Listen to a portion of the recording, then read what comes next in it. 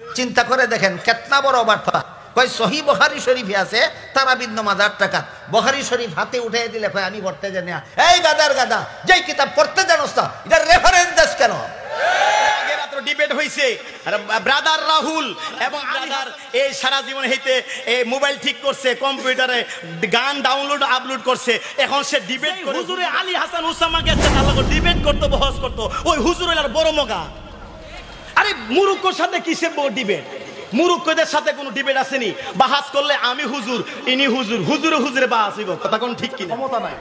আল্লাহ কসম করে বলতেছি, আমার কাছে যদি পলিটিক্যাল পাওয়ার থাকতো আমি রাষ্ট্রীয়ভাবে এদেরকে বসাতাম। একদিকে ওলামায়ে কেরামকে বসাতাম, আর একদিকে এদেরকে বসাতাম। একটা একটা করে বিষয় দিতাম। একটা বিষয়ের উপর ধারাবাহিক মোনাজারা হবে এবং একটা লাইভ সারা দেশের মানুষ দেখবে। এবং সামনে কোনো কিতাবই থাকবে না, কিতাবেরই দরকার নাই। যারা হাফেজ তাদের কি কিতাব লাগে না? কোরআন কলিজার মধ্যে আছে। যেই মানুষটার আরবিতে এত সমস্যা যে সামনে লেখা হলো আখুযু বিহি, তিনি বলেন আখতারা বিহি, আল্লাযী আখতারা বিহা। আবার দেখা যাচ্ছে আল্লাযী জামা, বলছে আল্লাযী জামা।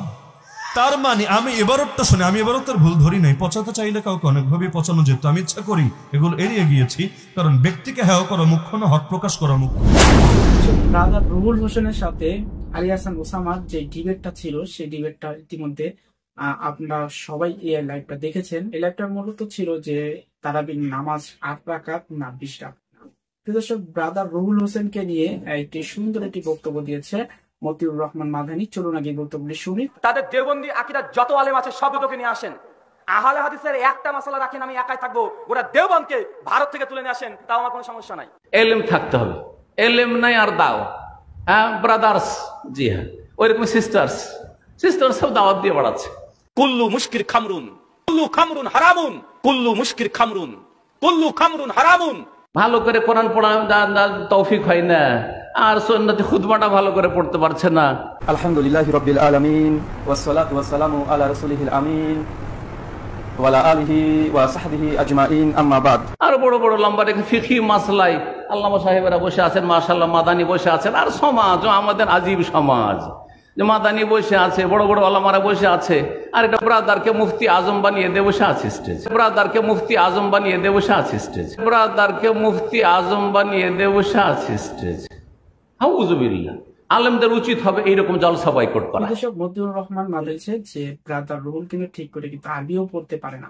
তো সেই ক্ষেত্রে ব্রাদার রুহুল কিন্তু এই বিষয়ে একটি বক্তব্য রেখেছে, যেটাকে যে উনি যে আরবি পড়তে পারে না এটা কিন্তু উনি নিজেও স্বীকার করেছে, এবং উনি কোনো মাদ্রাসায় পড়েনি।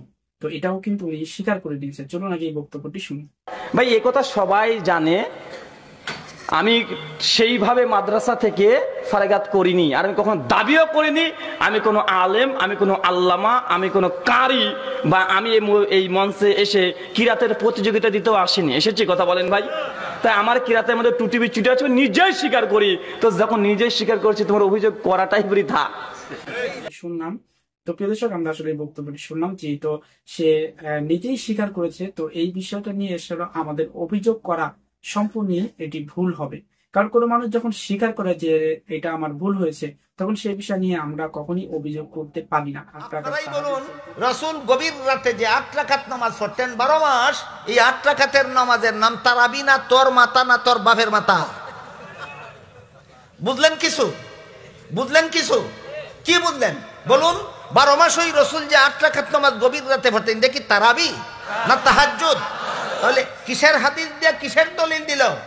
তাহাজ্জুদের হাদিস দিয়া তারাবির দলিল দিল। হাদিস নিয়া, নবীর হাদিস নিয়া এত বড় জঘন্যতম বাটপারি স্বাধীনতার শত্রু ইংরেজের দালাল ছাড়া আর কেউ করার সাহস করে না। তাহাজ্জুদের সালাত আদায় করেছিল রাসূল সাল্লাল্লাহু আলাইহি ওয়াসাল্লাম, তো সেটাই নাকি ওনারা তারাবির দলিল হিসাবে দিচ্ছে। তো প্রিয় দর্শক, যারাও ওই 8 রাকাত আদায় করতেছে, 8 রাকাত তারাবি আদায় করতেছে, তারাও কিন্তু হাদিস মোতাবেক আদায় করতেছে। যারা 20 রাকাত আদায় করতেছে, সেটাও কিন্তু হাদিস অনুযায়ী আমল করতেছে। কিন্তু আপনার বিবেক দিয়ে বিবেচনা করে তারপর সেগুলো আদায় করুন। প্রিয় দর্শক, যারা 8 রাকাত পড়তেছে তাদেরকে আপনারা অকাদ্য ভাষায় গালিগালাজ করতেছে। যারা 20 রাকাত পড়তেছে তারাও কিন্তু অকাদ্য ভাষায় গালিগালাজ করতেছে। তো দেখা যাচ্ছে যে যারা 20 রাকাত পড়তেছে তারা কখনই কিন্তু 8 রাকাত পড়বে না, যারা 8 রাকাত পড়তেছে তারা কখনই কিন্তু 20 রাকাত পড়বে না। তো এইগুলো নিয়ে বিবেচনা, মারামারি এবং মানুষকে গালিগালাজ করা এগুলো মোটেও ঠিক না। তো প্রিয় দর্শক, এই পর্যন্তই আমাদের এই ভিডিওটি ছিল। তো ভালো থাকবেন, সুস্থ থাকবেন, আবার নতুন কোনো ভিডিও নিয়ে আপনার সামনে হাজির হবো। আসসালামু আলাইকুম।